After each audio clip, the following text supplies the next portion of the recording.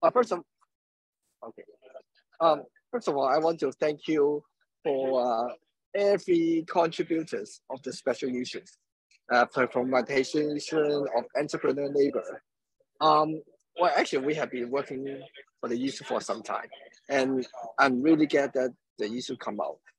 And then we can do this special webinar.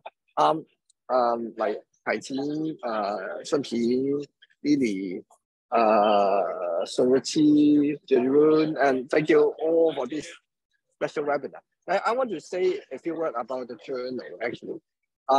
We have been doing quite well, actually. In all the webinars, I also always want to say, without you, we cannot reach this status. Now we are actually in the end, I would say, in the end of the ESSS status, or we are in the process of applying SSCI status, which means that our citation has really been doing good. We have been reaching almost a citation of 2.0, which is the impact factor. And so we have been negotiating with Sage and Web of Science and trying to promote our journal, and hopefully we would become the first communication journal in China to reach this status. And then this will give us more challenge. At least a lot of Chinese scholars to publish their articles and get recognized. And especially, you may know that as this especially also reflect, we have been doing a lot of platform study, a lot of studies that are on the frontier of the field. We are quite different from the established journals that I'm doing a lot of traditional mass media study, journalism, and traditional disciplines. We want to be a journal that we always have energy, innovation, and always having newcomers, young scholars joining us and become part of us. So that's why we always want people know our journal. We try to promote our journals, and so after each special issues, we try to do this special weapon to promote it and help everyone to reach out to the rest of the world and reach out to different scholars. And so that's why in the coming ICA and other meetings, we're also doing reception parties with other editorial board members and authors who have published in our journals. I hope for those who are here and who have been published with us, will become a community that we always want to help each other and recognize our journals effort. So thank you again for publishing it in our journals, and I hope that this webinar goes well and more people will recognize this field. Thank you. Maybe I pass the time to Jeroen. Yes, thank you so much, Anthony. So I'm Jeroen de Kloet. I'm a co-editor of the journal. I'm super happy that we see so many people here, and I'm really happy that we have such an impressive lineup. So I will be your host today, together with Xiaohan. But Xiaohan left on my screen is having a flu. So the talking will be done by me, but she will be there, and she's there in spirit and on screen.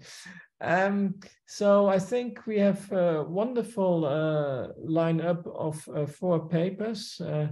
Each of the speakers get 20 minutes for their paper. I assume they can share their screen for the PowerPoint afterwards. So please reserve your questions. You can put them in the chat. Maybe that's the easiest. And then without any further ado, I would like to give the floor to Professor Yu Haiqing from the School of Media and Communication, the editor of the special issue, for her paper on the platformization of entrepreneurial labor via Chinese digital networks, the introduction of the paper. So thank you. Thank you, Anthony and Jeroen. Thank you, Han Xiao, for the organization. It's really a great pleasure to be here to see the contributors of the special issue and my co-editor, Sophia Sunping here. Jian Xu is visiting family at the moment, so he's unfortunately not able to join us. It's really, the special issue came out of the Chinese Internet Research Conference that I organized in 2020, which was postponed to 2021 thanks to COVID. It was the first CERC conference that was held online. It was actually a very extraordinary experience. But I thank all the contributors who participated in the conference and also subsequently joined the special issue. So we had a few more contributors, but in the end, we ended with 5 articles in the special issue. So what I'm talking today is not just to read what I've written in the introduction. It's just boring. You can just go ahead to read it. I will say a bit about it, but what I'm going to do is to expand from the introduction that we read earlier. Can I have the authority to share my screen? Yeah, sure. I was disabled my screen sharing. Oh, let me check. Yeah, I'm still disabled from sharing. Okay, I'm the co-host now. Okay, now I can, I think. Yeah, let me check. Yeah, here we go. Found it. All right, here you go. So this is my brief slides. I'll have 20 minutes, but I'll try to be quick. All right.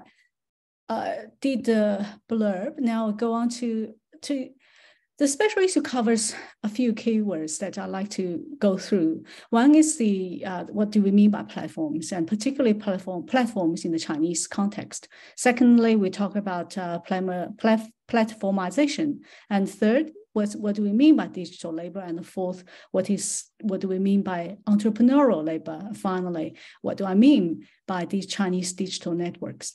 Okay, so very briefly, we all know digital platforms have transformed how cultural production and circulation are carried forward, how services are delivered, and how businesses are established, and how talents are identified and developed, and how new forms of entrepreneurial activities are regulated and governed. Social media platforms, which is the most well-known kind of category when we talk about platforms. Well, in the Chinese context, we always refer them to super apps represented by WeChat and Alipay and many other platforms that we now are familiar with, and the same kind of super app model, which is now being copied elsewhere, particularly in Southeast Asia. As I said, there's a wide range of other kinds of platforms, because I'm now currently doing a big research project on digital transaction platforms in Asia. So we are talking about different kinds of transactional platforms. All the platforms actually are transactional in nature. So you think about the social media platforms that we are familiar with, they're all transactional in nature, not necessarily referring to monetary or financial transaction, but also social transaction, cultural transaction, political transaction, and many other forms of transactions. So now, apart from social media platforms, when we look at platforms, we also think about payment platforms. Of course, I already mentioned Alipay and WeChat Pay. We think about banking platforms, particularly in the Chinese context. We think about micro credit or micro lending platforms, the banking insurance platforms. And then there's another form of platform, that's exchange platforms, such as stocks, currency trading, gambling, cryptocurrency exchange, etc. And then there's a kind of escrow platforms. Think about the products of Ant Finance. Of course, there are also citizen and state platforms, particularly those that are used to collect tax, to issue license, and also do the welfare payments. So Chinese digital platforms have permeated and dominated everyday Chinese lives, from searching, social networking, buying, selling, to advertising, gaming, crowdsourcing, and cloud computing, quite often all on the same platform. And they have contributed to the platformization of Chinese society.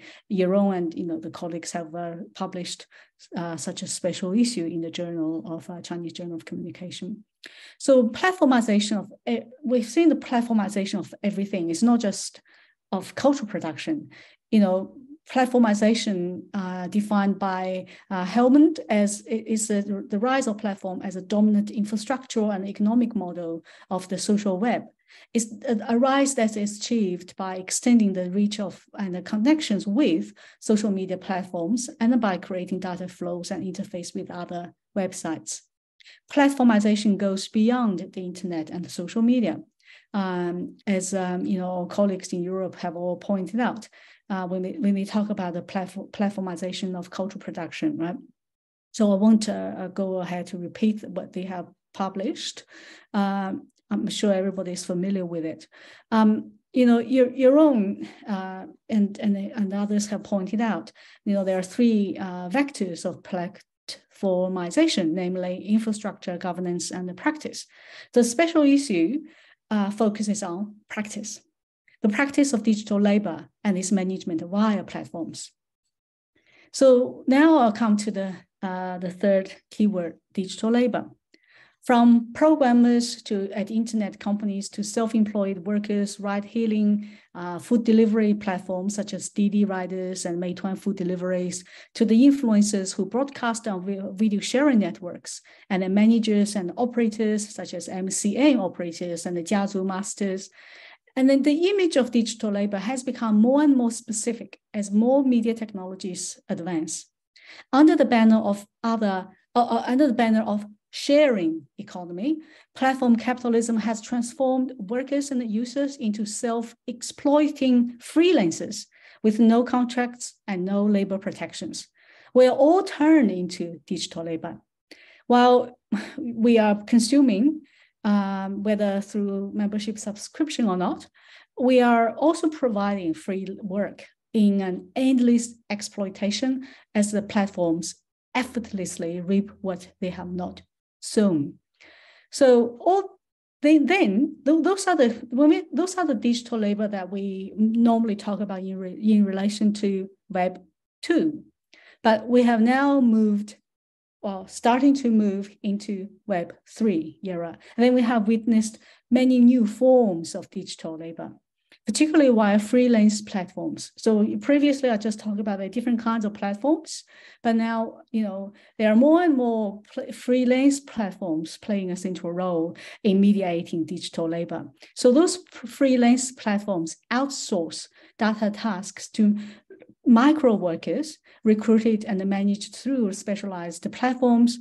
And so they power the virtual assistants, self-driving vehicles, and connected objects. So micro workers performing artificial intelligence preparation, such as data labeling. They also work in artificial intelligence AI verification, such as content moderation. They work also in AI impersonation, particularly in the kind of human-machine coordination in customer services. So these digital labor platforms permeate the real-time hiring of services from a global pool of low-cost talent, ranging from IT design, copywriting, routine clerical tasks to, as I said, data labeling and content moderation. So these ghost human workers available to work at all hours are essential in maintaining systems and services that are assumed to be automatic or artificially intelligent. Jack Chu uses the term network labor to describe digital labor in our network society. Network labor dissolves the contradiction between high-end white-collar self-programmable labor, low-end blue-collar generic labor, and precarious laborer in the context of online entertainment. At the same time, we have witnessed a social division of digital labor and the hierarchical structure of labor at a bigger scale between rural and urban areas, between male and females, between platform intermediaries in the secondary industry and freelancers. So in this special issue, we have engaged with platform entrepreneurial labor as a way to engage in the debate on the role of made in China platforms in the platformization process. So Chinese platforms entrepreneurial labor examines the entrepreneurial labor and its relationship with the platformization of Chinese society, economy, and the culture. So it focuses on the individuals and the groups who have demonstrated the entrepreneurial spirit, skills, and thinking in taking advantage of the platform opportunities to reinvent themselves, change lives, and influence others and society. These entrepreneurial individuals and the groups include new media professionals such as Wang Hong, and content creators, platform managers, engineers, programmers, e-commerce and social commerce operators, agents, representatives, and the co-ops, product and service brokers, intermediary consultants, and even government officials and agencies in managing digital and social media platforms and networks. So entrepreneurial labor is a kind of digital labor. I'm not separating this. So it's part of, it's a product of the informal economy. I call it entrepreneurial labor just to give it a fancy twist. So people are drawn to the autonomy, creativity, and excitement that freelance job mediated via the social media platforms can provide. Entrepreneurial laborers, for example, have come to accept as normal the risk, exploitation, and discrimination associated with digital labor. So pertinent to the broader field of platform studies and platform entrepreneurial labor are three key issues: class, power, and gender, which I have discussed. We have discussed in the special issue. So when it comes, just before I go to the three categories, I'd like to just say very briefly the categories of Chinese social media platforms that we have listed in the introduction of the special issue, just to give you a sense of the complexity and the number of platforms that they cover. And if you look at the bigger landscape, to look at Chinese digital landscapes, the social media platforms, it's just as one category, it's just one part of the much bigger ecosystem. So, what we are talking about today is, I will say, it's just a slice of digital labor studies, a slice of platform studies, and a slice of Chinese digital media studies. And this is just further stuff I poached from Google to look at how the role of digital platforms in Chinese lives, from the time they wake up to the time they go to, finish work and go to bed. All the time they are on different kinds of apps, and how the social media platforms have dominated their lives. Anyway, and this is a slide that I wanted to show the meaning of entrepreneurs and how it contrasts with reality, and the kind of paradox that women particularly, and also the underclass content creators have to live with in their everyday life. And then, such as, for mothers having to work in the informal economy, leaving the kid with digital connection tools, like this kid with 2 mobile phones. However, there's a lack of parental care. Anyway, so, I forgot to mention one thing actually before. It's about Chinese digital networks. So the introduction was called, entrepreneurial labor and Chinese platforms, digital platforms, while Chinese digital networks. When we see the digital networks, we don't just mean the platforms that we talked about. We also mean the people, the human infrastructure that form the networks. So the people who are not just digital laborers, they are also prosumers, workers, and the citizens. So when we look at the multiple identities of those people, and the picture becomes more complex.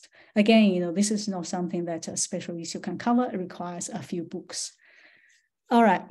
In this special issue, we have focused on Kuaishou, TikTok, Bilibili, and the Xiaohongshu. But as I said just now, but there are so many different kinds of different categories of social media platforms, and the examples are boundless. So those are just prominent ones that we put there.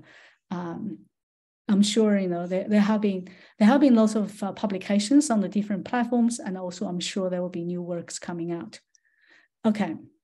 Now let's come to this class, power, and gender.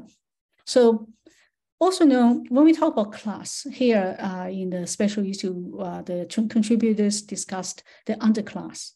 So they're also known as the vulnerable groups. So those are the loosely aggregated social stratum referring to the landless peasants, rural to urban migrants, and urban poor, including the laid-off workers, people with disability, and the retirees, and young university students without stable employment. Okay, so these underclass entrepreneurs are confirming hardworking and good content creators. They're minor, so this is a term, one key term, again, we pointed out in the special issue, the minor entrepreneurialism, through making minor videos of positive energy or expressing patriotic support of the TikTok ban by the Indian underclass video makers. It's both a calculated conformity to the state-led techno-nationalism and an imposed false entrepreneurial identity by the disciplinary power of the state platform duopoly. So this theme is represented by Ho and Zhang's article on selling poverty on Kuaishou, how entrepreneurialism disciplines Chinese underclass online participation. And secondly, by Suruchi's article, wonderful, written on TikTok, Loving the Enemy app. So it's written in a, that was before the TikTok ban, but also she looked at what happens after TikTok ban in India. All right, then the second theme is power. So power and means the labor relations between and among underclass entrepreneurs, advertisers, and platforms in the platform economy, setting the state, platform, intermediary, live streamers, or users ecosystem. Platform digital entrepreneurs are constrained by both structural power and relational power. So now I want to call your attention to the second key word, relational entrepreneurialism. Entangled in the symmetrical power relationships and authoritarian structure of the complex relations in the platform economy, individual content creators must constantly work on their relational labor to build and maintain relationships with 家族 masters, audiences and followers, and the platform regulators through ongoing communications with multiple stakeholders beyond the state media and beyond the producer and audience as described in the Western context. Such relational labor is both effective and emotional, as Zhang and Wu's article in this issue has illustrated. It's called Platformed Playworkers, Game Video Creators, Effective Labor and Emotional Labor on Bilibili. In the Chinese context, managing the relational labor goes beyond the platform itself. Not only do content creators and live streamers have to negotiate the undefined boundaries between the big brothers, which are their masters, and the fellow brothers, which are their fellow streamers, their followers, they also have to subject themselves to the power of the much bigger brothers, the platforms, and the real big brother, the state. So platforms, intermediaries, and the users are all part of the multifaceted, mutually constitutive, and a quasi-semiotic kind of structure in relation to the state. So the agency of the platform entrepreneurs is very limited. It's embedded in the platform ecology and the broader social political context. So third keyword is the third theme in the special issue is about gender. So platform entrepreneurship and the relational labor is gendered practice. Digital creative entrepreneurship is not a level playing field.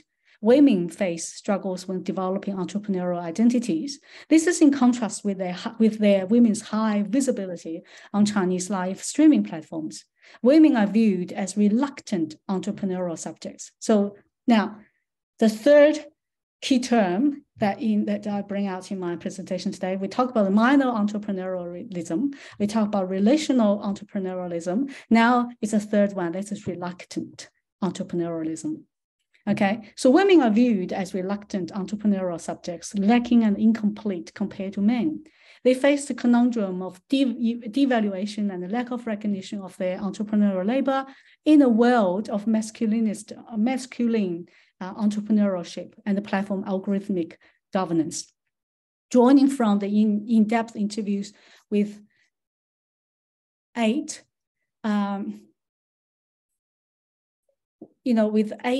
current and former 野生 female lifestyle bloggers on 小红书. So 郭嘉 examines the gendered entrepreneurial labor and the complexities of gendered entrepreneurialism in relation to the platformization of Chinese digital networks. So she's not the only one in the special issue who has touched upon the issue of gender. Many other articles also have discussed the issue of gender. Please feel free to read those. So Lily Wang is here and she will talk more about the 家族 and the gender issue in this session. So this is Guo Jia's paper on the gendered practice and the women's as reluctant entrepreneurs on 小红书. So all these 5 papers, in summary, have discussed minor relational and reluctant entrepreneurial labor on 4 platforms: 快手, Bilibili, 小红书, and TikTok. They are by no means representative of the hugely diversified field of research. I view the special issue as cutting a slice of multi-layered fruit pie. I think we have done a good job in cutting it because I believe a good cutting angle or technique can give you a decent taste and a perspective of what the whole pie would look like and taste like. Enjoy it. Thank you. Thank you so much, Hai-Ching. This is wonderful. It's a wonderful framing of the whole special issue, and I feel it's a really great mapping, actually, of the current debates. I already would have many questions, but and there was also a question already in the Q&A, but so thanks for that, which is a question about race. But I would like to propose that we first move on to the second speaker, Sun Ping. She's from the Institute of Journalism and Communication at the Chinese Academy of Social Sciences. And she has a very long title that I'm not going to read out. I'm just giving you the floor, Sun Ping. We're moving from surveillance capitalism to association capitalism. So I hope in the coming 20 minutes to get to know what association capitalism means. Sun Ping, the floor is yours. Thank you. Thank you for the invitation of Professor Anthony, Jerome, and Han Xiao. It was a great experience actually to work with Professor Yu and Xu Jian together for this great special issue in GMC. And we have seen a lot of fantastic work that sheds light on Chinese platform as well as the platformization around the world. So as the co-organizer of this special issue, I have been tracking food delivery industry in China for like more than 5 years, and I kind of get sick to speak of it. So today I'm gonna break myself a little bit. I will go beyond to talk about a new concept that is association capitalism. And before that, I have to say that this talk is still going on, and also it is partly related to the entrepreneurial labor, and for some other parts, I think it is related more about the mediatization and organization of the platform. So can you see the screen now? Yes, you can maybe also make it big if you prefer. But... Yeah, sure. Okay. Yo. Yeah. Okay, great. So, so I start go for a review of previous study on platform. Then I see one of the very important research stream is to regard platform as a kind of social control.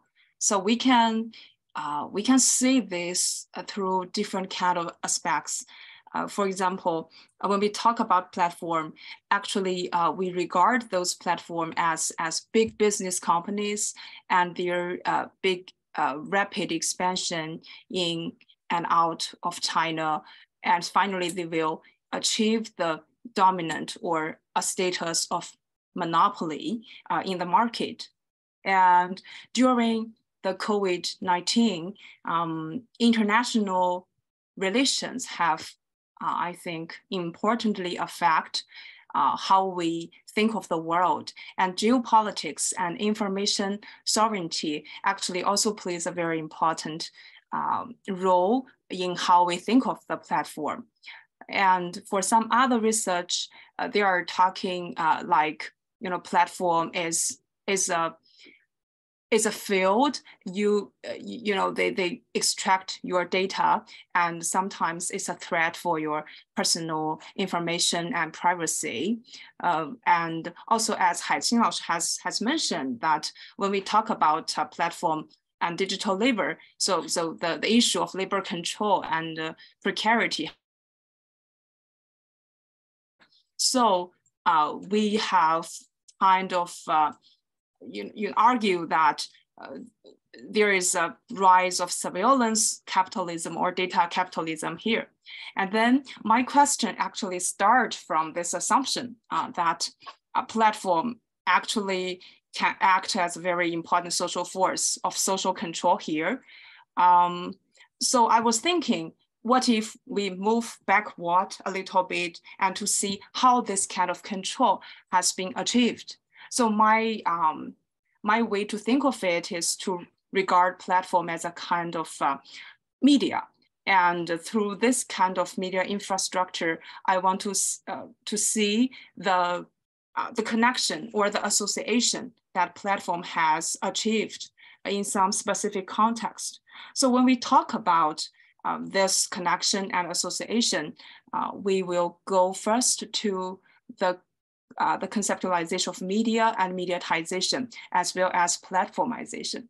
So what is media? When we talk about this big issue, nowadays, I think we got a more and broad approach here to see media is not only the specific mass media or social media we are now having.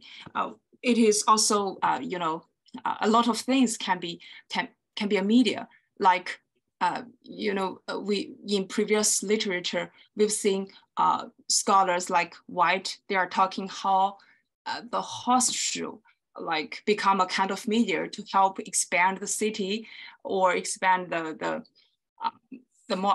development of modern city. And then McLuhan and a lot of other scholars in Canada, they're talking about how the train actually become a kind of social media to help achieve a global village.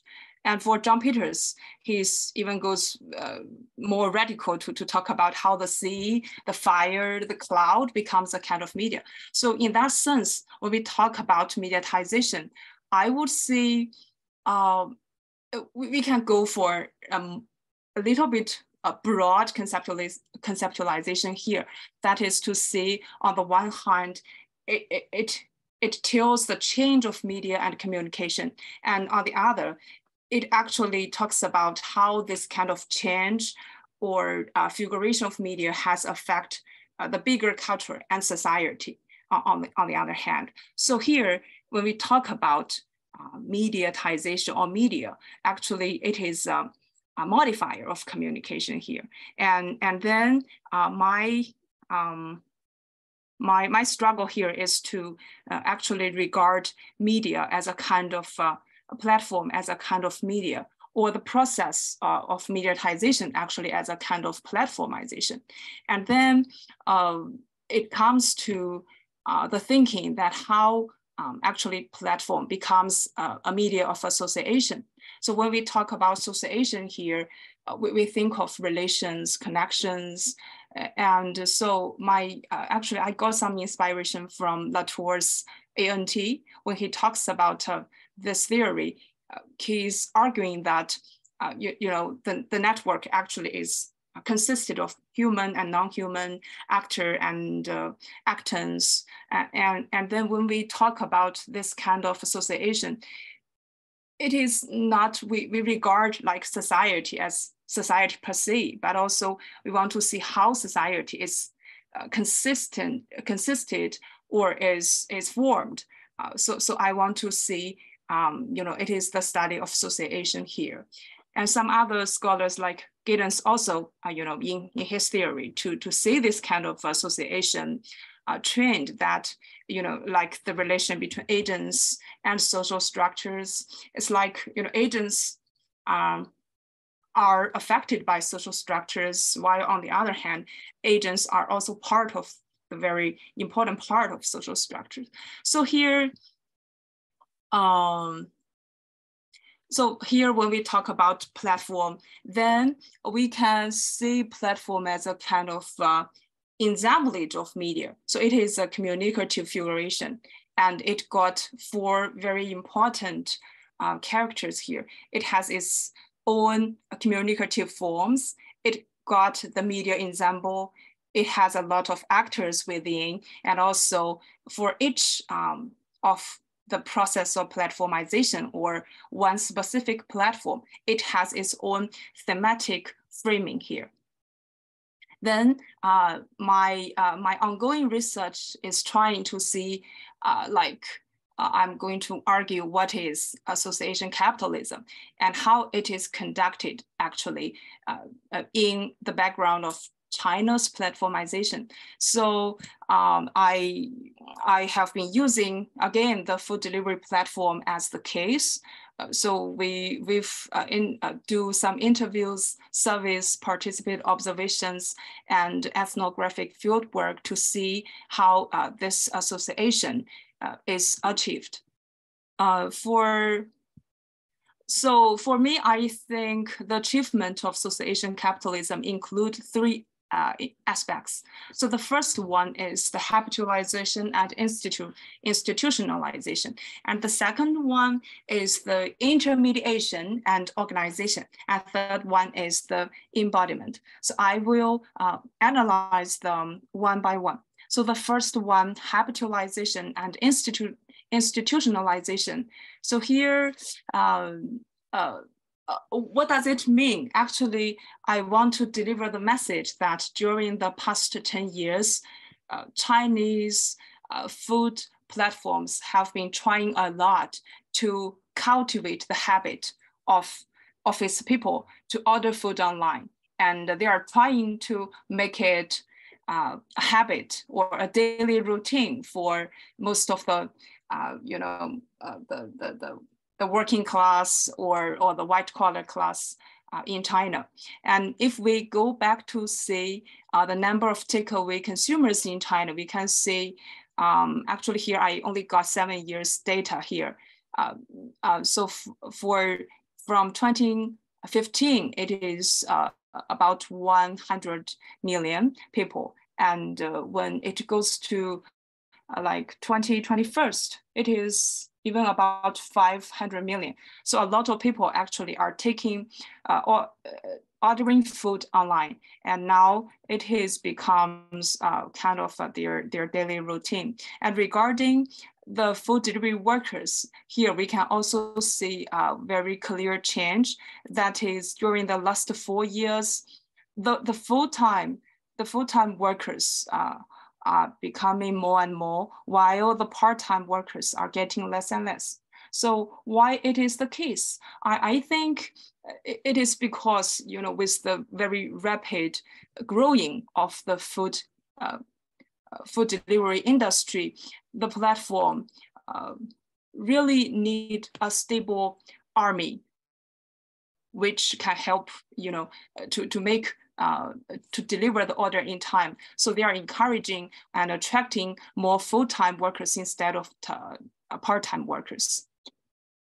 So in that case, we can see, on the one hand, they are cultivating the habit of the customers to order food online.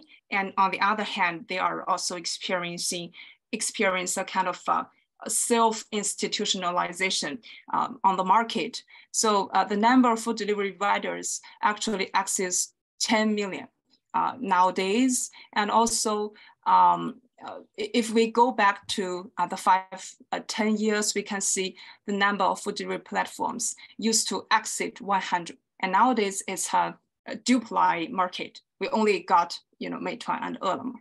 And then they have held very fierce competition. Like they will take price wars to beat each other. And also they do the market branding to emphasize they will provide very qualified service. And also they are using this business strategy here, which we call thinking, that is called 下沉. That is to see, they are not only stay in big cities like Beijing or Shanghai, but also like third-tier cities or even small towns and countries. And now you go to like every place in China, you will see, food delivery workers on the street or in the corner. So this is the second dimension. And then for the, this is the first one. So for the second dimension, I was talking about the intermediation and organization of this food delivery platform industry. And here, what is intermediation? So I want to see how like the platform companies like Meituan and Ele.me try to manage like, I think it is about 1 billion orders every day. So this is a very huge number. So they are relying heavily on the food delivery riders. And then how do they manage or try to control those riders to make sure they can deliver the food on time and in very specific way? So I was thinking it is the very good function of intermediaries. So that include the franchise, the agents, and the labor intermediary companies. So here I try to draw a map of the structure of the food delivery platform. That is, for the platform companies, they are using franchise agents and this intermediary companies to help to manage and regulate those different kind of riders here.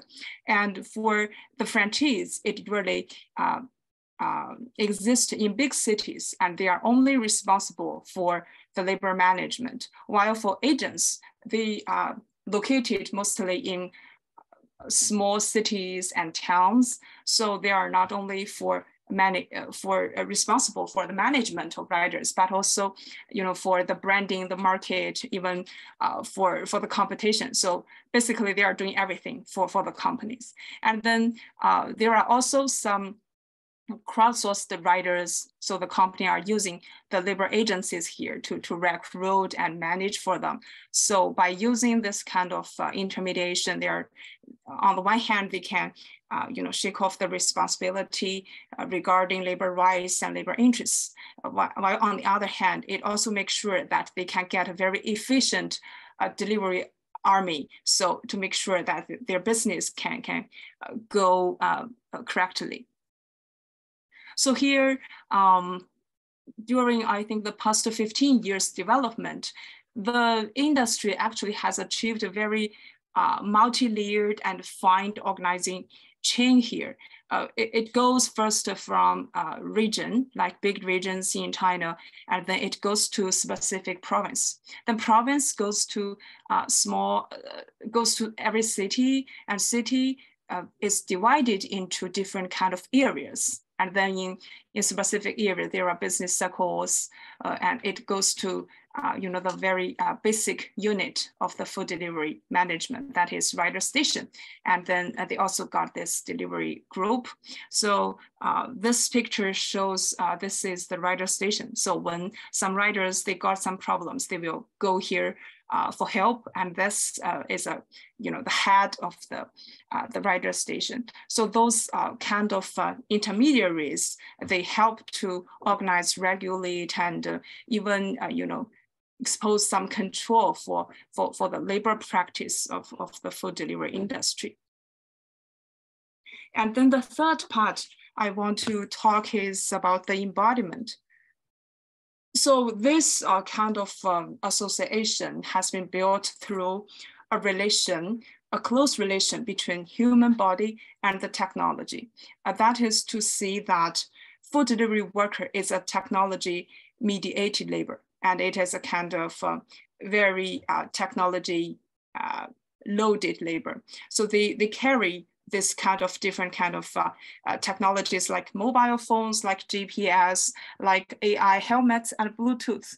So those are very important technological sensors that can turn their body work or their mobile work into a kind of, I think, valuable data here. So, so in that sense, you know, every move and every route the food delivery has performed will become, you know, the data that the platform can use back for the algorithmic system.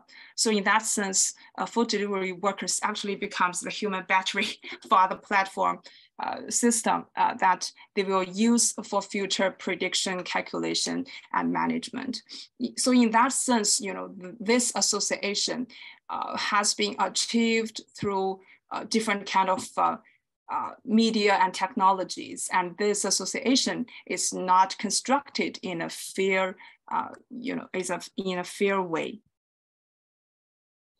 And in addition to this technological control, we also find there is a trend of sticky labor for this group of people. So how do we think of that? We have found that, you know, through this algorithmic system, the food delivery workers have been regulated in a gamified, within a gamified mechanism. Like they will give you a lot of different kind of rewards or bonus, and they give you different kind of levels to make the workers to think they are kind of, you know, computer games. So they want to upgrade or they want to get the bonus. Then we can see, you know, so here I only put 2 years, and actually we got 4 years data, and we find that, you know, for delivery workers, that those who work for more than, you know, 8 hours a day becomes even, you know, the account becomes even bigger. Here we can see, you know, for the 2 years in 2018, you know, the percentage like less than 8 hours is about 10%, and then for the next year it drops. While on the other hand, you know, this long working hours has been increasing, and there's a trend here. You know, food delivery workers tend to stay on the platform even longer and longer. So here, by using this kind of way to analyze how you know, this association has been achieved, I find that when we take a platform as a kind of example of media, and then the process of platformization actually can include 3 big dimensions here. I think they are parallel. Sometimes it is hierarchical here.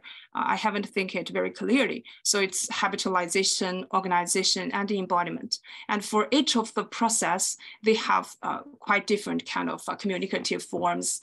They got different collections of actors, and their role of discipline is also quite different. And then it goes to my argument for this this concept, what I call association capitalism. So here, I think what I'm doing is an attempt to link media and platform studies here. And for me, when we talk about China's platform capitalism, I think it is more than monitoring or more than you know, a very short conclusion of discipline.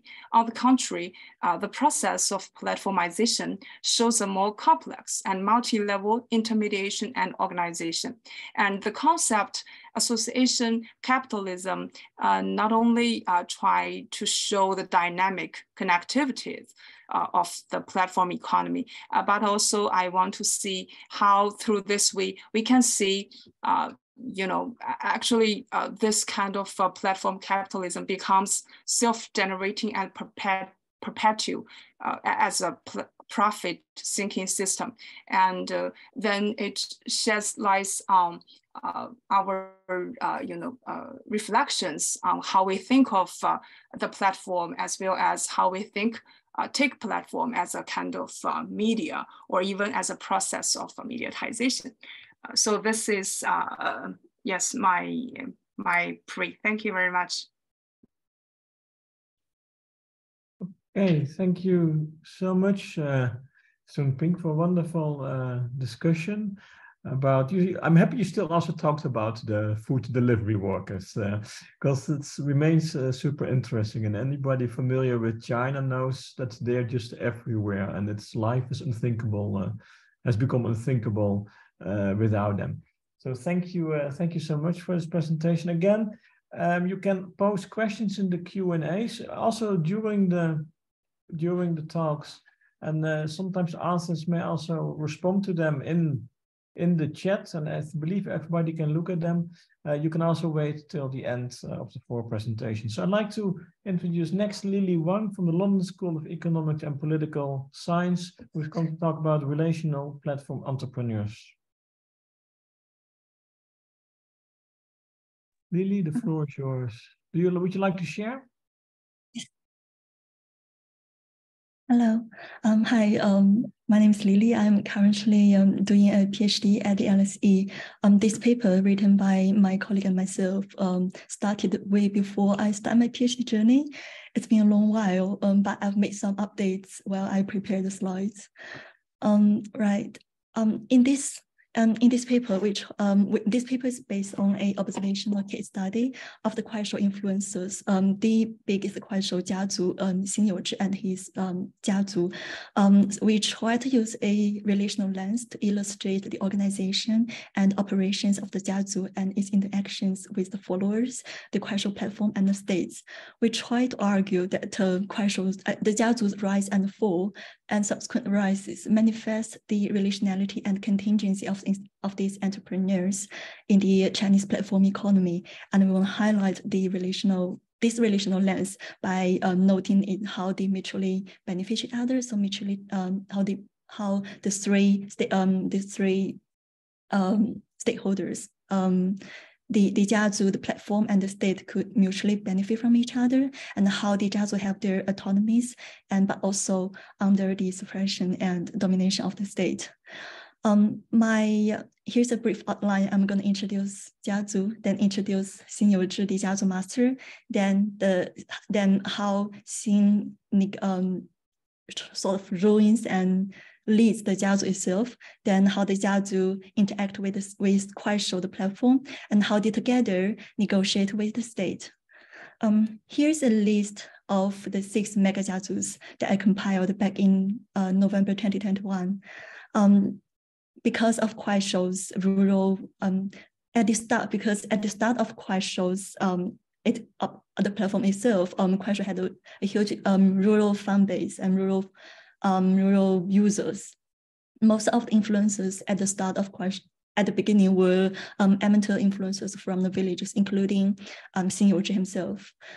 These rural influencers try to form communities and networks, especially those upstart aspiring influencers. They would try to join the established influencers to gain exposure by becoming their students or raise apprentice. And those established influencers sort of lead them and teach them how to live stream, and also introduce their apprentice to the fans during their own live streaming sessions. On and on, they form sort of families or jiazus, and eventually each jiazu would consist of one core master, and usually this core master is the male of the family, and usually the core master has sort of a wife. Like in these 6 mega jiazus, it's all their core masters are all husband and wife couples, and they have several less established influencers as their apprentice. The number of jiazus boomed in 2017, and as we can see from this chart, they together has a huge number of influencers, of followers.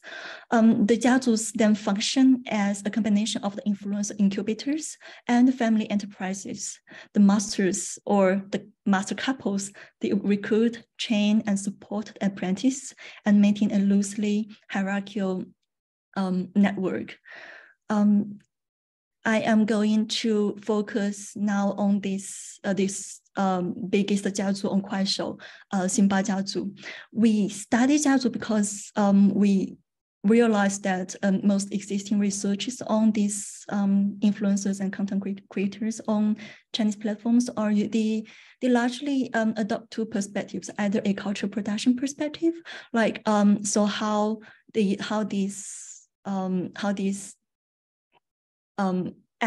platforms enabled the young rural youth to sort of achieve social mobility through cultural production. And this is usually studied through a lens of rural-urban dichotomy, or either through a platform-labor relations, which highlights this dichotomy of either exploitation or empowerment. And we'd like to think that jiazhu is Kuaishou jiazhu are platform entrepreneurs whose organizational existence and entrepreneurial labors are mediated through the platforms of Kuaishou under the governance of the Chinese state. Their economic activities are conducted by carefully navigating through the different relationships. These relationships include interpersonal ties within the jiazhu, how they negotiate with their competitors, and how they engage in a quasi-symbiotic relationship with Kuaishou, the platform, and how they maneuver the state regulations. Method-wise, it's a quite long. We started back in October 2019, and our observation lasted on and off for about 2 years, mostly between October 2019 to April 2020, and then periodically afterwards, when Xin sort of was banned and then re-emerged and banned and re-emerged until November 2021. We also compiled Kuaishou's media stories and official reports and used it against it and compiled a timeline of the state campaigns and regulations. Right, we start with Xin. Xin himself. Here's a screenshot of Xin's profiles back in 2020 and a recent one from yesterday.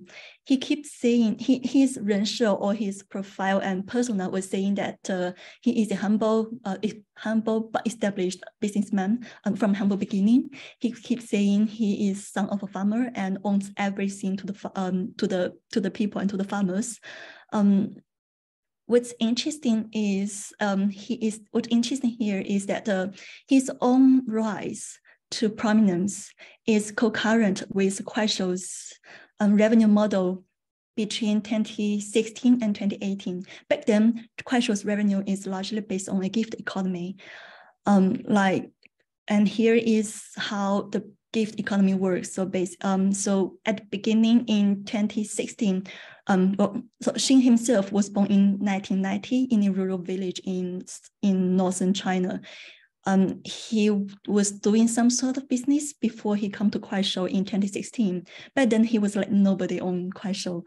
Then he started to gift one of the mediocre, okay size influencer called Trueisha, who later became his wife. But back then, he was gifting Trueisha, who had 2 million followers back then, and Xin had only about 300,000.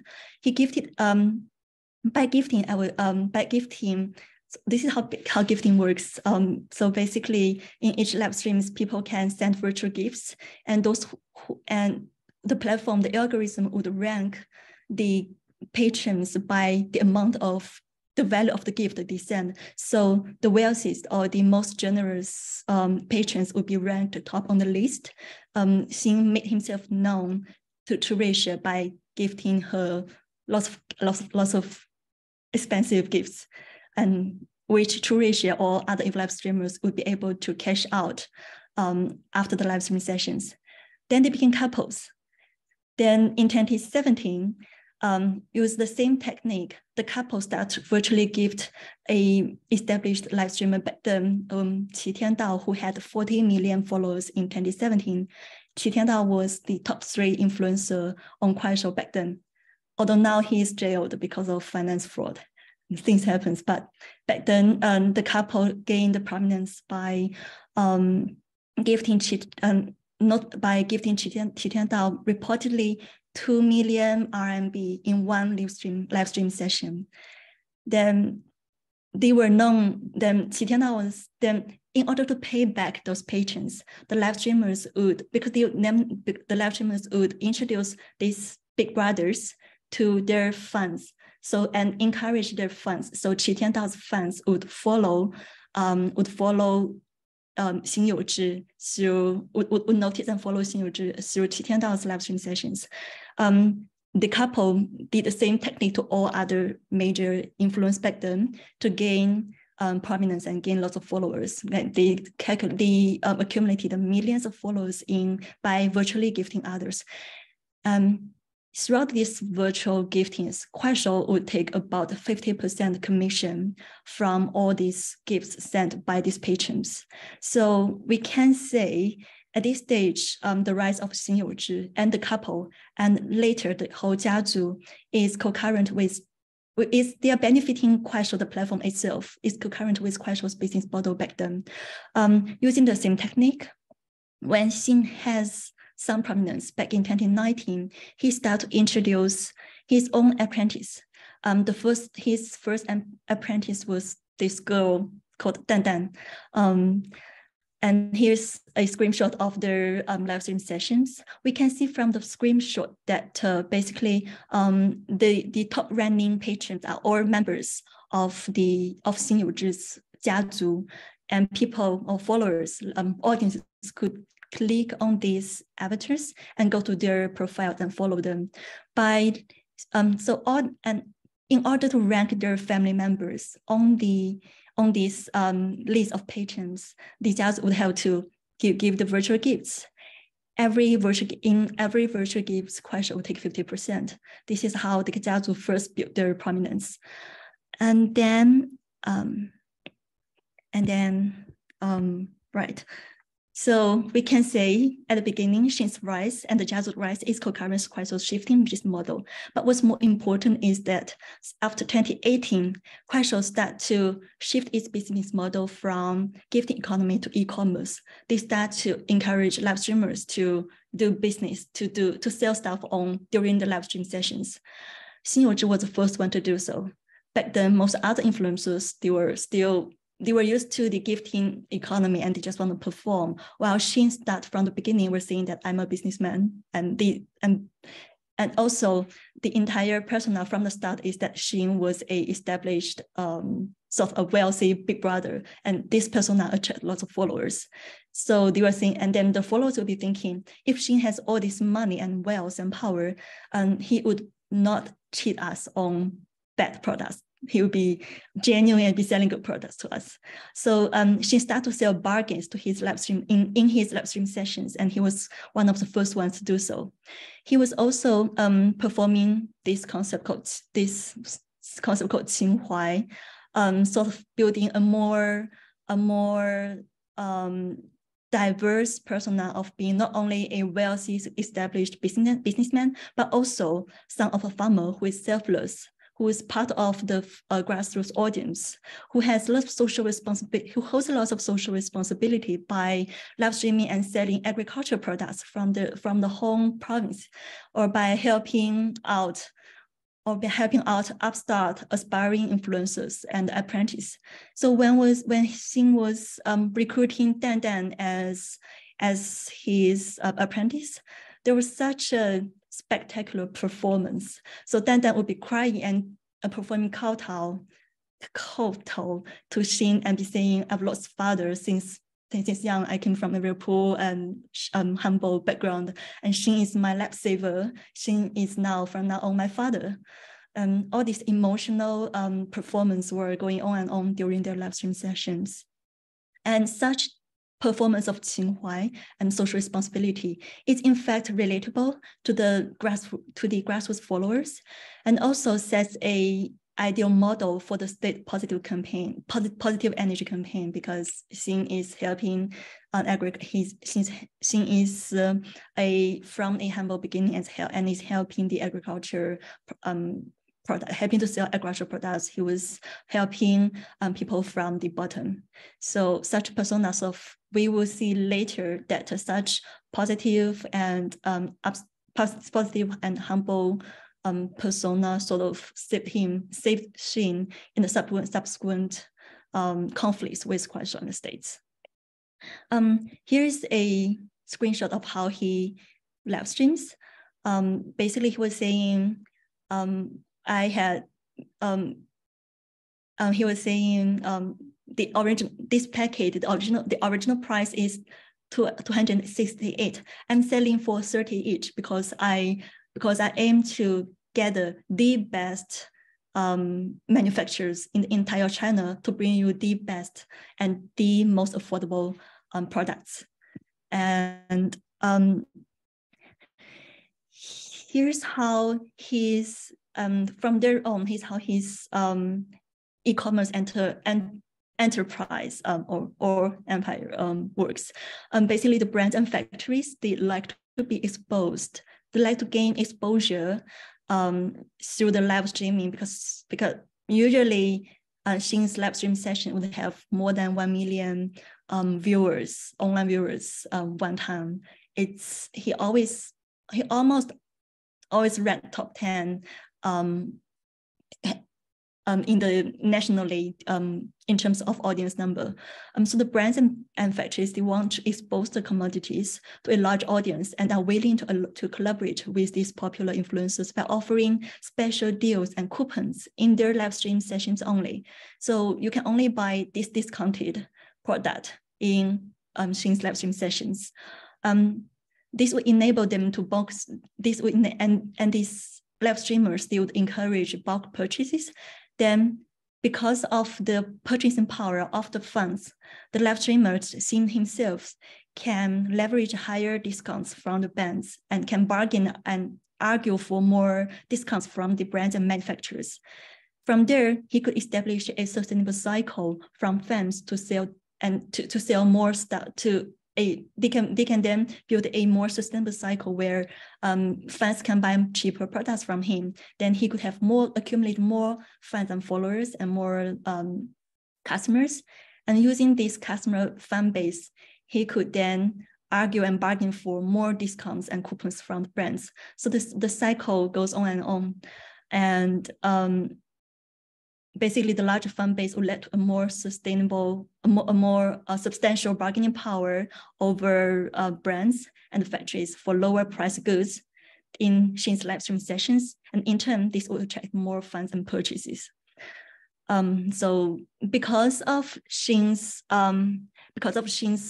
enormous fan base, he has incredible energy. He has incredible, almost monopolistic bargaining power over the factories. Then the relationship between himself and the Jiazu, we would argue, is a mixture of professional business company style, modern company style organization, but also always connected in the nepotism. Always related to nepotism. These apprentices were not only apprentices or they are also business partners. They share commissions, but also these apprentices would perform kowtow, would perform loyalty to the masters during the live stream sessions. And Xin would intervene into their personal, for instance, into the personal relationships, such as romance. If one of the apprentices then had a conflict with the boyfriend, and with her boyfriend, and Xin would be performing and arguing with the boyfriend during live streams on behalf of Dan, as if Xin was really the father speaking for the daughter. Also, when another live streamer Zhao Mengche lost the father, Xin would be performing like will be performing cares and showing solitudes. The relationship is Xin is both the father and the master, and he's the core center of the entire jiazu. He's omnipresent. He's everywhere. Even though he was banned because he's quiet, he gets a lot of temper, and he has been banned 3 times. That's also suspended 3 times. But every time after some suspension, he would re-emerge. But even though he was suspended, this patriarchal solidarity around Xin actually saved Jiazu himself. So if Xin was banned or suspended, his apprentice would be mentioning him, referring to Xin as him, not mentioning Xin's name during the live stream sessions, but be saying, we are here for him. He has been telling us, our father is teaching us, or our master is teaching us that stuff, so that Xin is always there in front of Xin is always in the mind of the followers. Here's a list of the of 4 major apprentices of the Bayaba Jiazu. To the left is the left one is a screenshot I got back in 2020. We can then her influence, her followers grow from like sort of almost grew 1/3 in the past 3 years.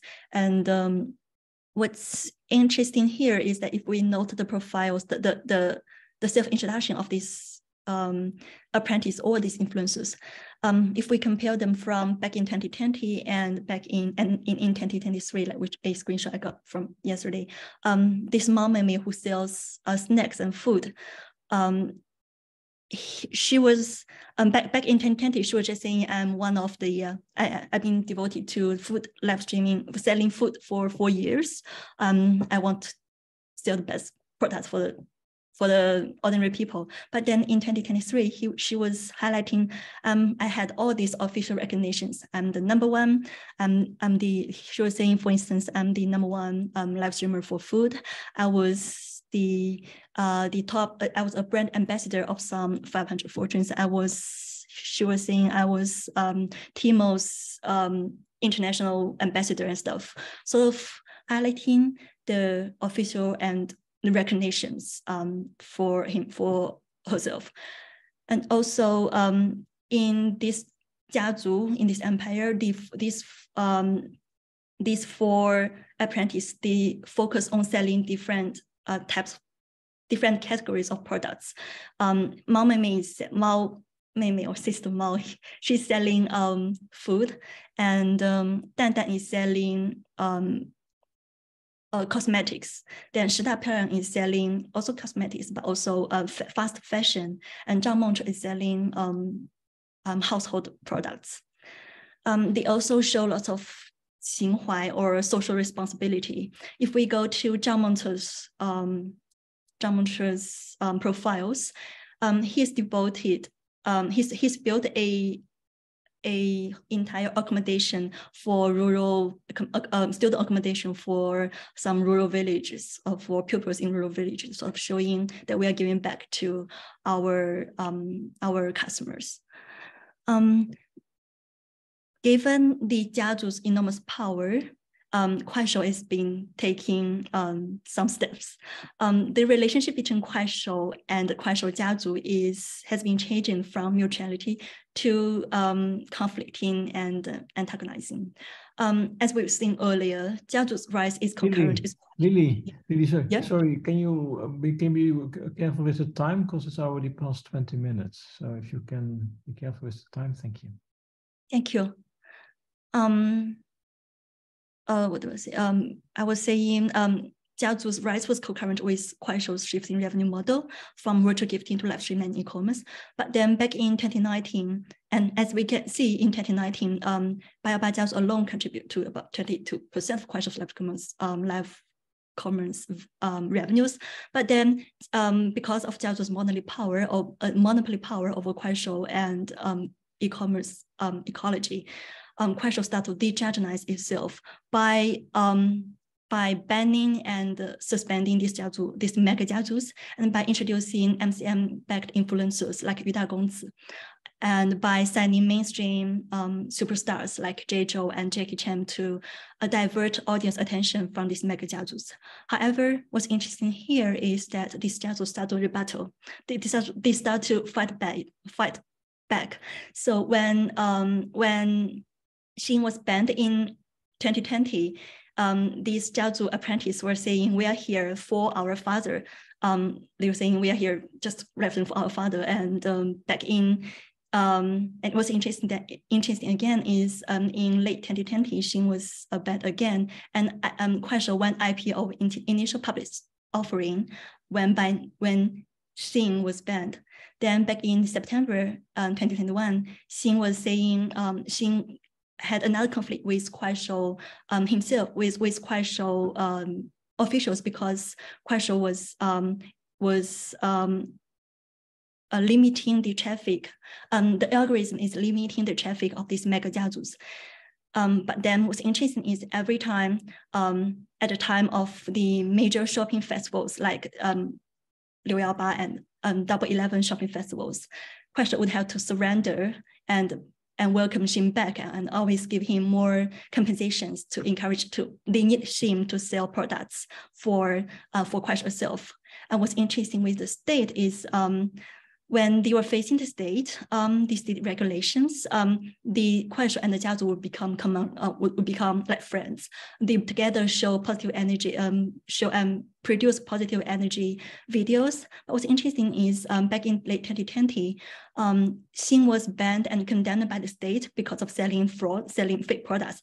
But 1 year later, the national China Central Television would welcome Xin to come back and to hold a live stream session with the mainstream anchors to sell food for the International Import Expo. So we compiled in our paper a timeline of the state regulation versus the jiazu's growth and Xin himself to conclude we think the power lies in this relational space where the agency of the entrepreneurs and intertwines with the state ecology and the broader social cultural environment. Basically, we can't just see these live streamers as docile and vulnerable. There are lots of agencies, especially entrepreneurial agencies. Right, that's all. Thank you. Thank you so much, Lily. Sorry for hurrying you. This is a very wonderful presentation, bringing us to Kuaishou, which is a great platform. I think that we have 3 papers, so this is a good moment also for a commercial break. I would like to encourage all the listeners to submit your papers to Global Media in China.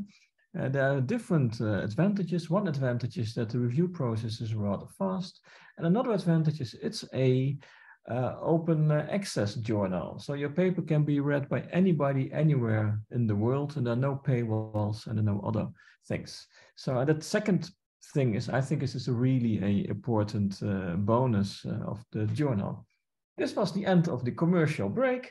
Now I'm happy to introduce Saruchi Mazumdar from OP Jindal Global University, and we stay in China in the sense of the platform TikTok, but how Chinese is TikTok at all? That's another question. But we go to India. I'm really happy that you can join us today, and the floor is yours.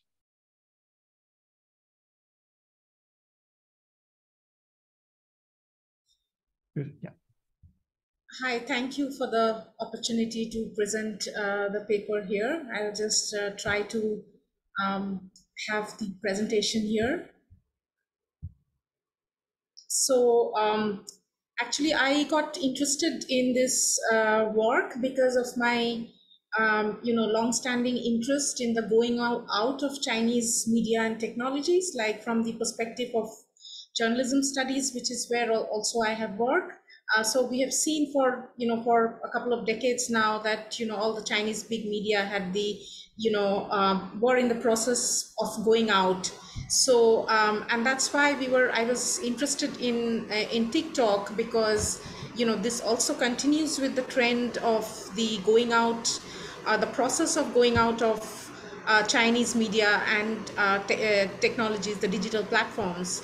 And this paper contributes to the growing scholarship on the socio-political implications of TikTok. So since actually this special issue was published and since this paper was written, there have been a number of special issues dealing with TikTok.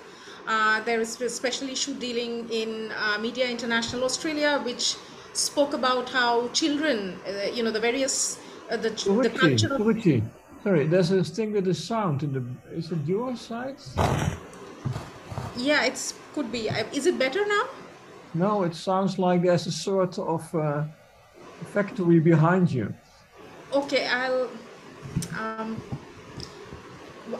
just try. I'll just give me 1 second. Okay. Yeah.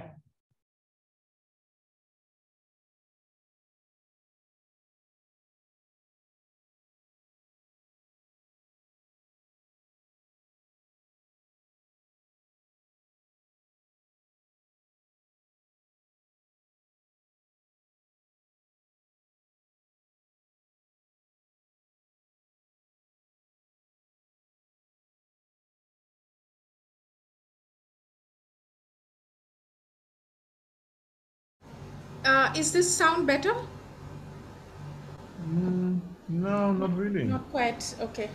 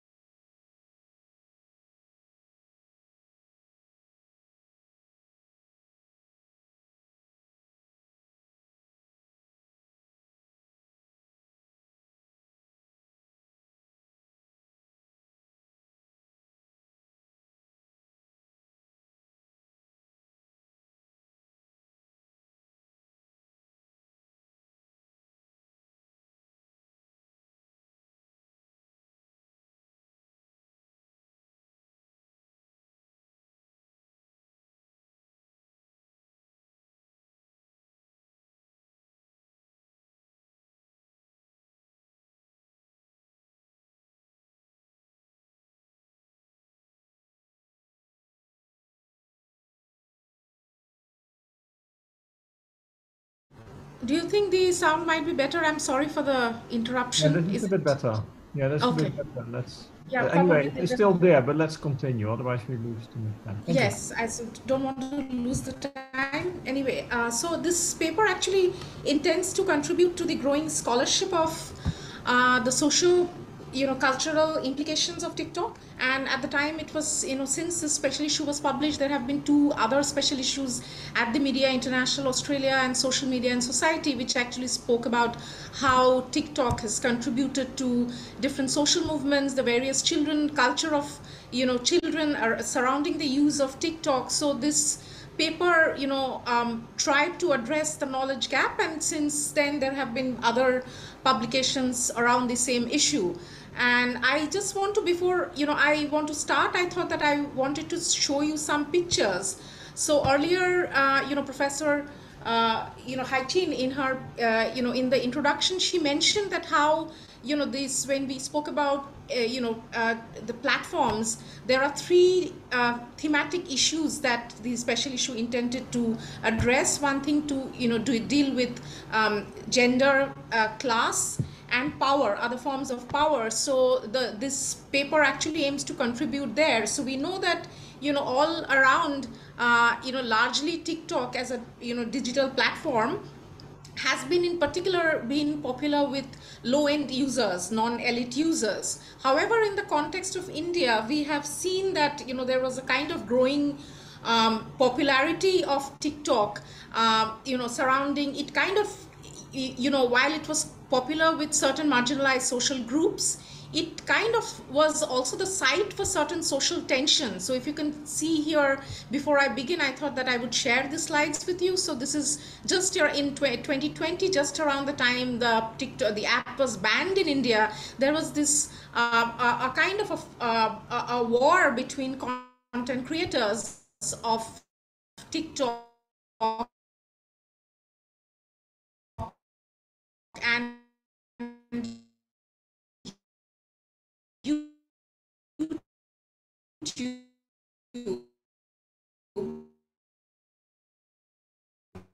So Ruchi, you're now disappearing on my side. Is it also elsewhere?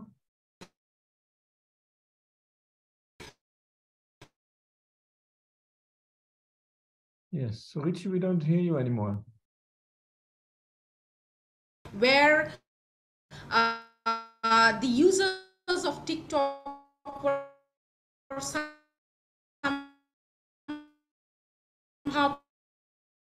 Ruchi, we don't hear you anymore. perceived by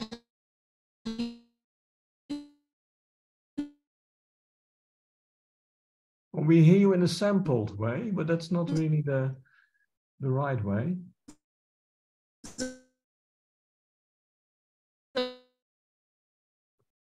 So Ruchi, this, yeah.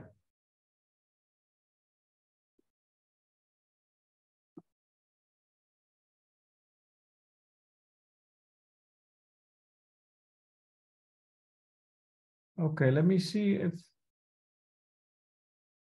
Ruchi comes back or not. Sorry, well, this is technology. It's actually kind of deja vu from the COVID times, because I feel Zoom seminars belong a little bit to the COVID time, although they're still very useful. And they always come with technological hiccups. Well, let's see if Ruchi comes back, and if not, I would already, you can post your questions in the Q&A, but maybe I can already ask a question, because I see nobody coming back. No, okay, then I would have a first question to Professor Yu, Hai-Ching Yu. When you're using the word minor, so I'm thinking of Deleuze and Guattari and the minor cinema ideas. And in their reading, as far as I know, it's often connected, that's minor cinema is actually connected to an alternative voice, right? As a kind of a site of provocation, a site of subversion. And my question is actually not about Deleuze. My question would be about, so Ruchi is coming back. Let's first see if that works. It's not about Deleuze later. I will explain later. I'm sorry about the interruption. I'm sorry about the interruption here. Probably some network issues at my end. Do you think the sound could be better, or it's still the same? No, now your voice is good on my side, but Anthony takes the voice works well. What you may consider is actually switching off your video of the camera, your video. That may. Yeah, I'll switch off the camera. Yeah. Okay.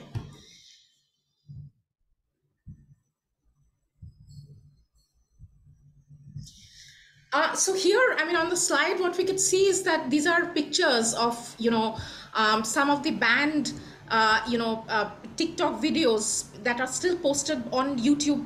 They're available still on YouTube and shared by fans here. So here you could see some pictures of the India's transient labor population known as the migrant workers during the lockdown.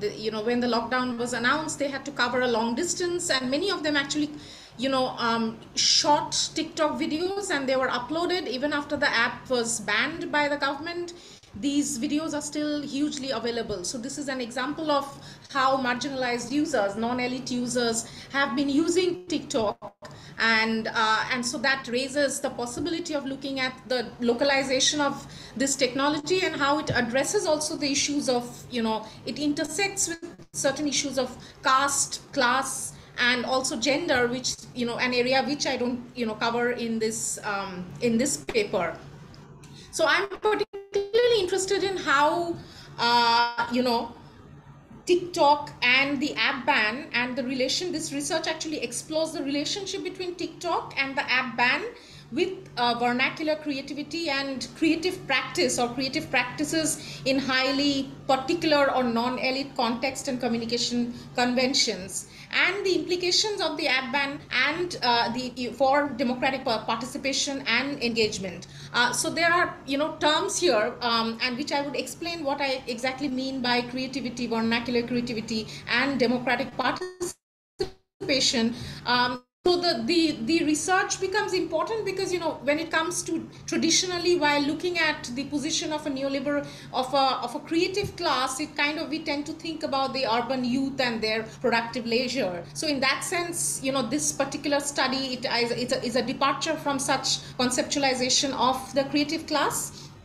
And the growing expansion of actually digital technologies over the past few decades, they have encouraged new visibilities and possibilities of the possibilities to represent ordinary people's culture and diverse voices. And this, has, allowed,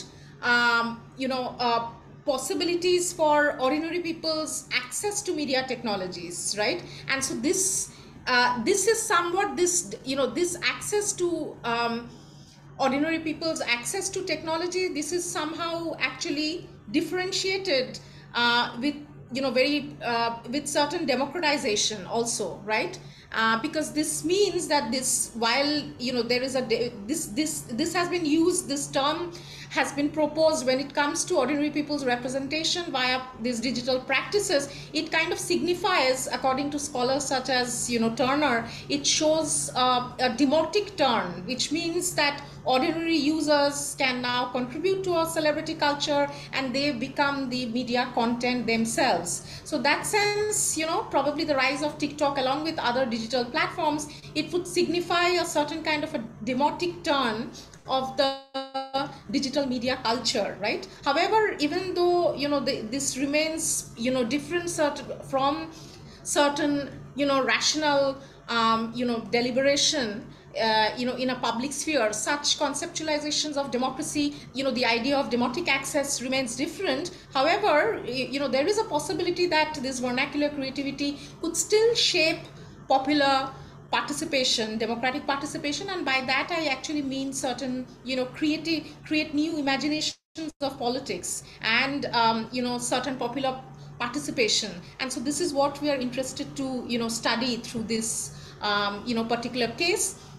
So this was I would spend little time on the methodology of this paper because it was drawn from qualitative interviews, of qualitative content analysis of videos, TikTok videos, which are still available on YouTube, as well as study of the ban on newspaper articles dealing with the app ban in India. So if there are questions later, I can discuss more on the methodology.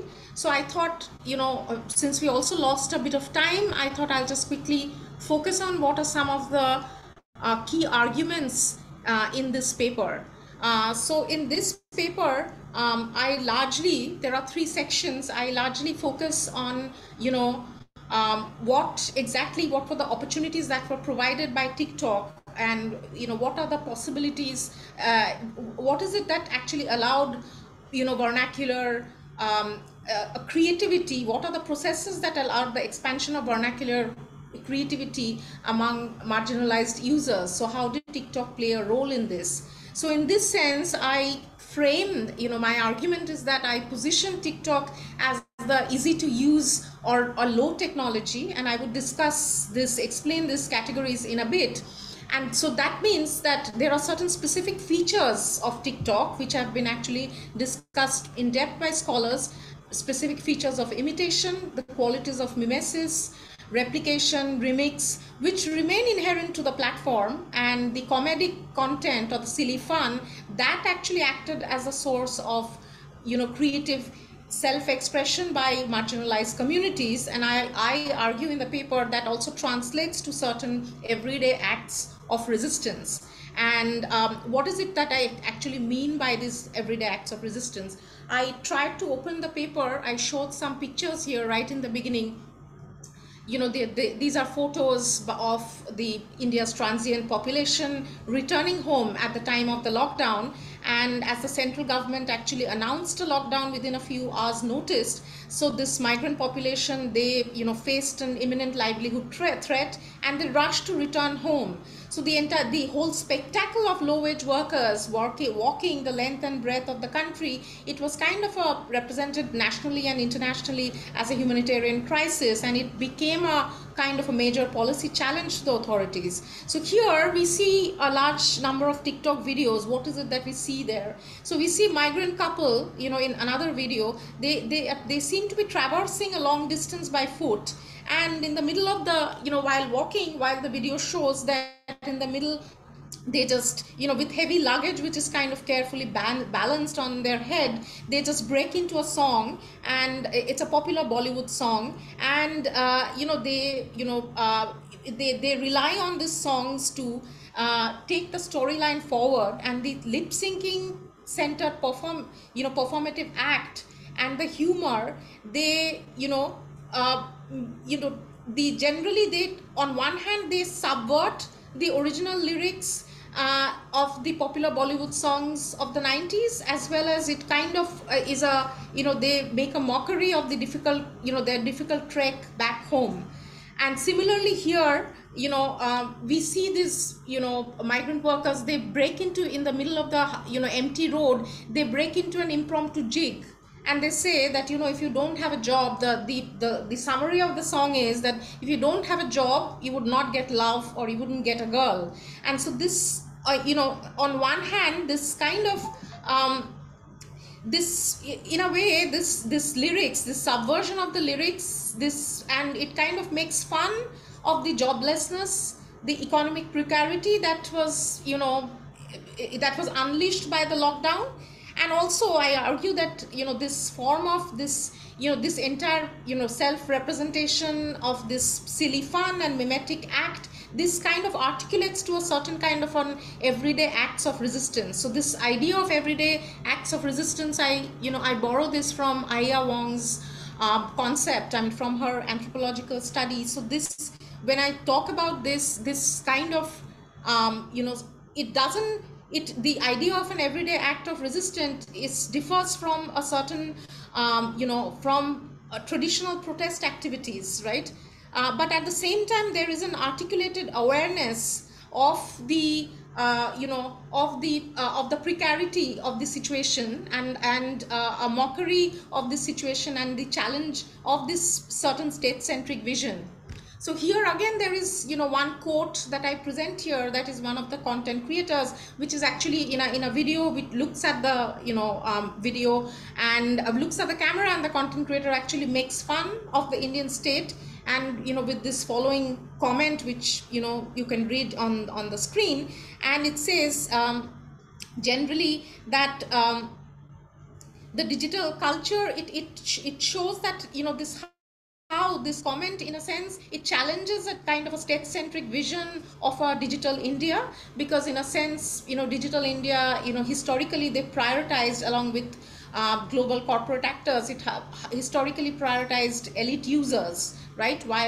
Whereas TikTok comes here, and this is an app in particular, it became popular with marginalized users, and later on, after the app ban, the TikTok's popularity, was, there are many other platforms who tried to replicate the popularity of TikTok, such as Instagram Reel, and there are other Indian, apps which came in. And, there are similar examples of subversion, of an everyday acts of resistance that can be found in various videos dealing with, showing, various India's low caste workers who are involved in waste removal activities. Whereas also they use, we see also Muslim women, during a citizenship act, there are videos that were uploaded, and they, in a sense, you see Muslim women, and they actually, draw attention to the injustice by, again, with the mimesis, with the idea, with the issues of replication, imitation,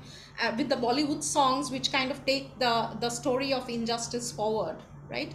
And so the next part I want to see that what are the implications of the app ban, which can be seen as a digital disconnect also. I use that term borrowing from Annie Korn's word, one article in Media, Culture and Society. So how does that actually implicate for vernacular creativity? So I argue that it actually marks the digital users, even as they adopted other apps, the former, TikTok content creators, they actually transition from easy to use or low TikTok technology to more capital intensive high technology, right? And so by this, when I'm using this term low technology, I'm kind of talking about the values that are actually attributed to a particular app by users, right? And high technology, that the term that has been used to refer to certain capital intensive technologies that surround a certain state-centric vision of economic development. And so what is the key defining features or the differentiation features between TikTok and the new apps kind of that took the market, that crowded the market after the app ban? And in fact, the article actually begins with the story of this brother-sister duo, the content creators. They belong from a very backward state in India, and they were unable to replicate their success in Instagram Reel.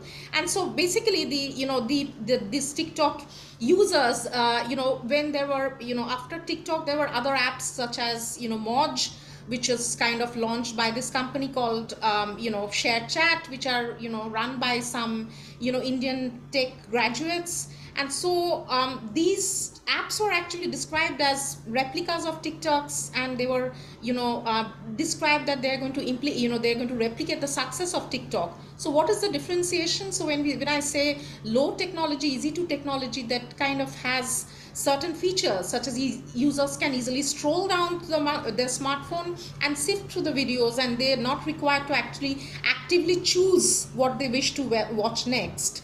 The risk and threshold of video creation to remain low on TikTok, thanks to the plethora of available tools and resources such as AR tools, AR-driven features that are actually available, which remained absent in other, other Indian apps. So that's why from here you can see, from the comments that I have shared, many of the interviewees said that this is, it is very difficult to actually replicate the success of TikTok because, you need more, capital investment, it needs more preparation. That is the term that has been used. So in that sense, TikTok has been actually conceptualized in this paper as a easy to use or a low technology that offered the video creators to actually the opportunity to search for people with common interests and to feature themselves lip syncing, dancing, doing a trick, always with a certain 15-second long clips. And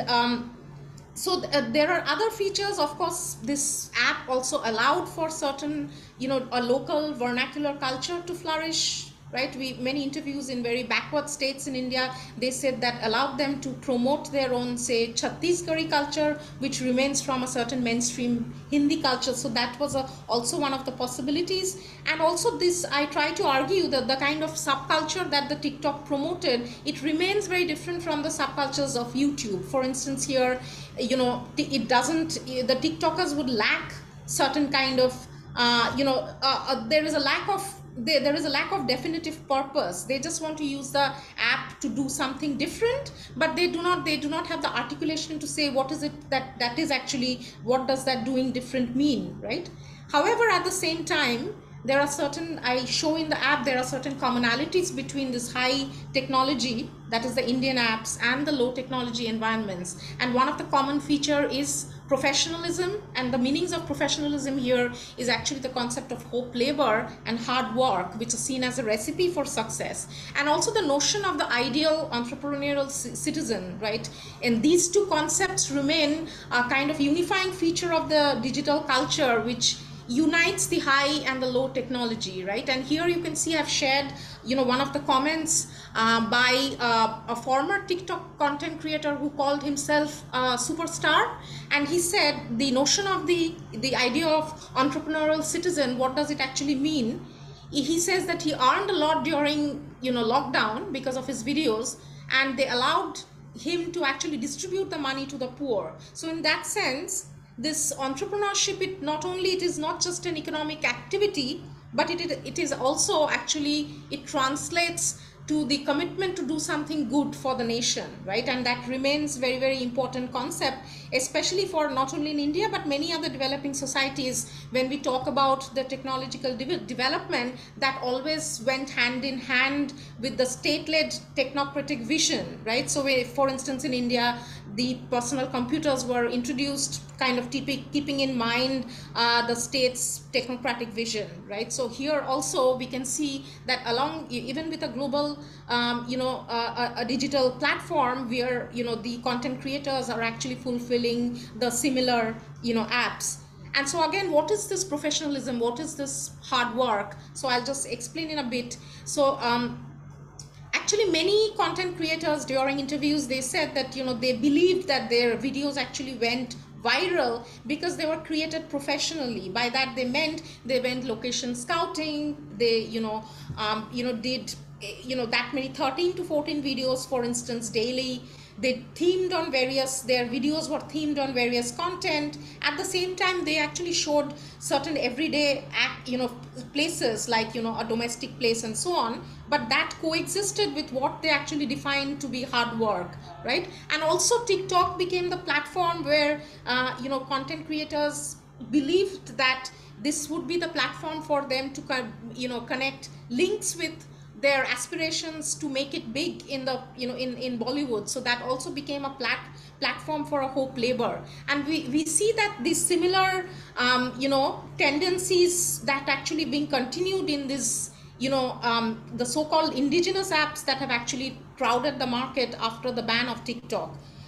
So one can say that after the India's post TikTok, the short video production also assumed the semblance of this large-scale movie production. For instance, one of the interviews said that they actually recreated certain scenes from a Bollywood film while doing actually a short video for the share chat owned Moj, which is one of the Indian indigenous apps that have actually tried to take the address the market that has been left vacuum after TikTok's exit from the Indian market, right? And also this kind of parallels with this whole idea of they using the apps to TikTok also to kind of convey the message of love, peace and humanity, which also translates to the notion of the entrepreneurial citizen, right? So here, and this also, I say that kind of this brings certain limitations to these everyday acts of resistance with which I actually began the paper. The ideas of subversion, the ideas of a form of resistance which might be different from protest activities, or which might be different from the way probably other social media platforms such as a Twitter might be working, right? But here I have actually shown interviews of former content creators that they say, which is evident here with these interviews, that they said that they actually they show their support to the ban because of their they basically they express their agreement with the with the state-led digital India vision, right? And so they show their support to ideas of indigenous apps and so on. And so that kind of limits, and this I argue that actually emerges from the ideas of the ideal entrepreneurial citizen, right? And so that is seen as a limitation. So in this paper, so I propose to actually see TikTok as an easy to use low technology, right? And which also features certain specific features, mimesis, comedic silly content, which in a way create opportunities for everyday acts of resistance. And also at the same time, there remains the elements of professionalism, hard work, and the notion of the entrepreneurial citizen, which limitations, which limits the possibilities of everyday acts of resistance. And also I see this, these values of entrepreneurship and professionalism, these are core values for technological transformation. For instance, in many societies of the global north, they had a long process as they actually moved from traditional media to, apps and platforms, whereas in other countries such as China and India, they kind of leapfrogged. The process of globalization was very speedy, and they kind of leapfrogged from to digital apps. So in this case, they actually attribute these values, and remains this core values of entrepreneurship that remains essential for our understanding of technological transformation.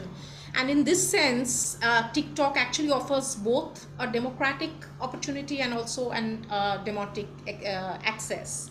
And in future, I actually want to extend, I see this as a more of a pilot study. I want to extend this study talking about the, the connection between TikTok and other Chinese apps in other societies in South Asia and, other parts of Asia, and see how the ideas of notions of vernacular creativity can, propagate notions of cultural nationalism.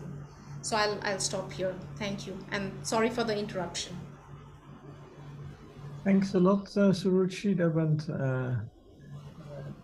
much better. So it's good that we interrupted and then that you came back. Could you maybe stop sharing the screen so that everybody comes back?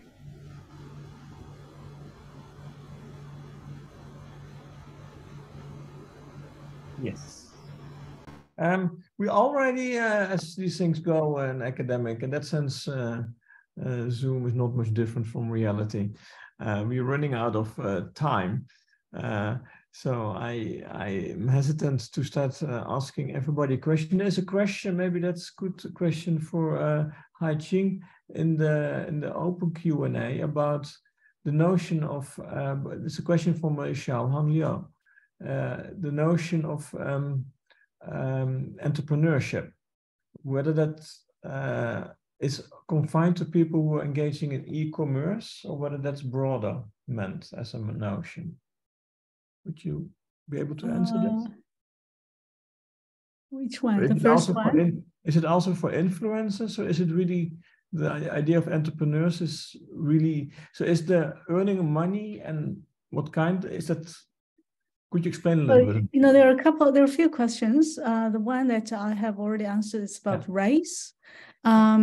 Feel free to look at answer, because I thought we might not have time to go through the Q&A, so it's better just type it out.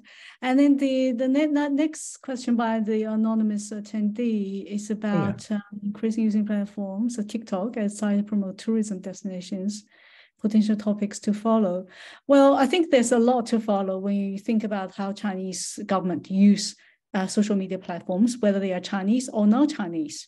For publicity, for propaganda, or for interference, depends on where you stand, right? So there's a lot to talk about.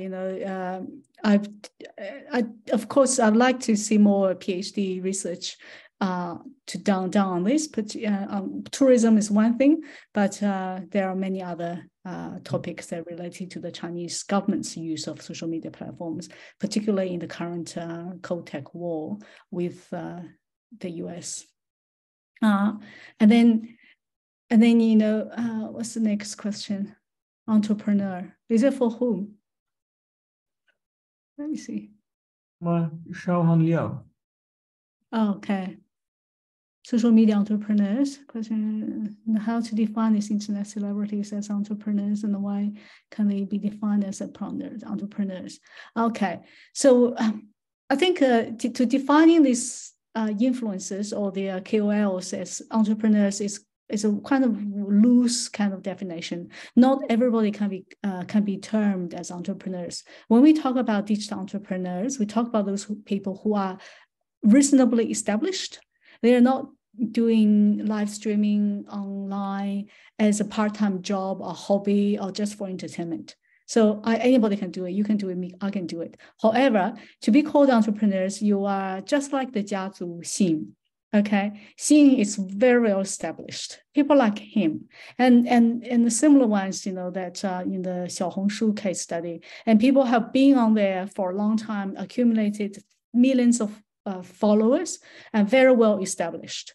So those ones, we call those ones, we can use that kind of entrepreneurial spirit to characterize their endeavors and how they use those online activities as their main source of income. So if they do it just moonlighting on the internet or having a main paid job, well, this is a different kind of story, right? But if the main income comes from the internet, from online streaming, well, I'm just talking to the little one. Don't hope he won't become an influence. She won't become an influence in the future, and therefore, and that their kind of spiritual ability, the ability to take risk, to handle the failure, is part of the entrepreneurial spirit we talk about. The precarity is the kind of thing that we have all talked about. I think, just very briefly, because there's really no time to define, and particularly when you talk about the minor entrepreneurs, which Jerome mentioned, how, I didn't coin the term. It was from Jiaxi. Jiaxi, you are here, right? So I copied from you, Jiaxi Ho, and your co-author when you talk about the minor videos, minor narratives. Can you give us a comment on that, Jiaxi? That's great. Can everyone hear me? Yes. Yes. Yes. Okay. Yeah. I thank you for letting me to participate in the discussion, and thank you, Sharon, very much for the question. I actually chose the term minor. Yeah, from Deleuze's theory, I chose the term is because I would like to introduce the videos produced by those underprivileged users as a kind of alternative narrative about themselves. So that's, in that sense, I chose the term minor, and I guess I use this term maybe as a kind of optimistic like imagination about the underclass, how they kind of empowered by the digital platforms, but still I use this term in this how to say like power dynamics, that even though they kind of get themselves heard and represented through the minor videos that they can create it, but we can still we can't neglect that they are still living in the unequal power dynamics, constructed by the platforms, the state, and the commercialized market or neoliberal market that they are living in. That's the way how I phrase this term. Yeah. Okay. Thank you so much, Jiaxi. Very helpful to get it as well. I think time runs out. I would like to use the privilege as a chair to say the last words. So I would like to give a kind of closing comment, unless Xiao Han's daughter wants to do a closing comment, but she's hiding behind her mother, I see. So she doesn't dare. But I would like to thank particularly the speakers, of course, for joining us today, for preparing this wonderful presentation and making this wonderful special issue. Let me start again with trying to convince you to submit to the journal, open source, so everybody can read it. It's a wonderful journal, and we are looking for submissions, and we can promise you it will be a speedy process. I also like to thank Sage for their help. There's also other Sage journals that you can see here with very high impact factors, but I understand the rationale, but still consider our journal. So just as a closing in terms of the discussions, my feeling is a little bit that there is a danger in current platform studies, if we want to call it a field, which I think we can call it a field by now. Sometimes I feel there's a danger that it runs that we may walk too much in the direction of a kind of critical doom and gloom narrative. Which is also why I was really happy with Saruchi's presentation of showing the the possibilities of social media as well. So I think one takeaway for me is also the question indeed, aside from the questions of inequality, of precarity, how can we not lose sight also of the affordances and the what platforms enable us to do? I think that remains an important question. Sun Ping's presentation brought me also to think about surveillance capitalism, notions of surveillance and privacy. I feel in China have been pushed away so much pushed away because it's almost impossible to keep your privacy, to avoid surveillance. And I find that in a way this is problematic maybe, but it's also almost, I wouldn't say liberating, but it also opens indeed other questions. Like if we almost take for granted the idea of loss of privacy and the idea of surveillance, then what's next? And I feel this is something that China can help us to answer. Because I felt in China, everything is so much connected. The platforms are so much connected that you all the time give away your data, all the time. If you want to order a taxi, everybody knows everything. So that suspension, that produces a suspension in a way of the question of surveillance. And I would find that quite interesting.